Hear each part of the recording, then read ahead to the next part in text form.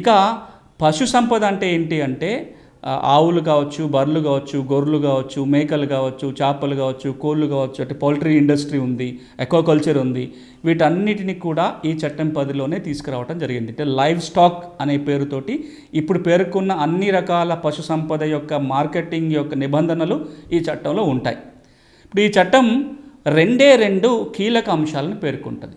ఒకటి, ఎవరైనా సరే తమ వ్యవసాయ ఉత్పత్తులని, తమ పశు సంపదనని ఏదైతే ఒక మార్కెట్ కమిటీ పరిధి నిర్ణయం చేస్తుందో ప్రభుత్వం, ఒక నోటిఫైడ్ ఏరియా అంటారు, వాటి గురించి మళ్ళీ మాట్లాడుకుందాం. నోటిఫైడ్ ఏరియా ఏంటి, మార్కెట్ కమిటీ ఏంటి అనేది మళ్ళీ నేను చర్చిస్తాను. కానీ ఈ చట్టం ఏమంటుందంటే, ఏదైతే మార్కెట్ కమిటీ యొక్క పరిధి ఉంటుందో, ఏదైతే మార్కెట్ పరిధి ఉంటుందో అది దాటి వెళ్ళి అమ్మడానికి వీలుండదు. ఎందుకంటే అది దాటి వెళితే ఇక్కడ అమ్మకపోయినా కానీ ఇక్కడ ట్యాక్స్ కట్టాల్సి వస్తుంది, మళ్ళీ అమ్మిన చోట కూడా ట్యాక్స్ కట్టుకోవాల్సి వస్తుంది.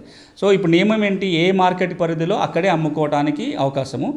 దాంతోపాటుగా మార్కెట్ కమిటీ ఆ పరిధిలో ఉన్న మార్కెట్లో అమ్మినప్పుడు కొంత మార్కెట్ ఫీజు కట్టాల్సి ఉంటుంది. ఇది ఒక కీలకమైన నిబంధన, ఒక రెగ్యులేషన్ దీంట్లో. ఇక రెండవది ఏంటంటే, ఎవరైనా వ్యవసాయ ఉత్పత్తులు ట్రేడింగ్ చేయాలన్నా, ప్రాసెసింగ్ చేయాలన్నా, స్టోర్ హౌస్ పెట్టుకోవాలన్నా, లేదా మిడిల్ మ్యాన్గా పనిచేసే ఏజెంట్గా ఉండాలన్నా, రకరకాల పేరుతోటి వ్యవసాయ ఉత్పత్తులు డీల్ చేసే రకరకాల వ్యక్తులు ఉన్నారు.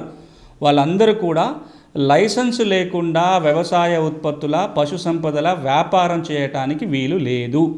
ఇవి రెండు ఈ చట్టంలో ఉన్న కీలక అంశాలు. ఒకటి, మార్కెట్ కమిటీ ఏర్పాటు చేయటం, మార్కెట్ పరిధిని నిర్ణయించడం, ఆ మార్కెట్ పరిధిలో ఫీజు చెల్లించి మార్కెట్ చేసుకోవడానికి అవకాశం కల్పించటం.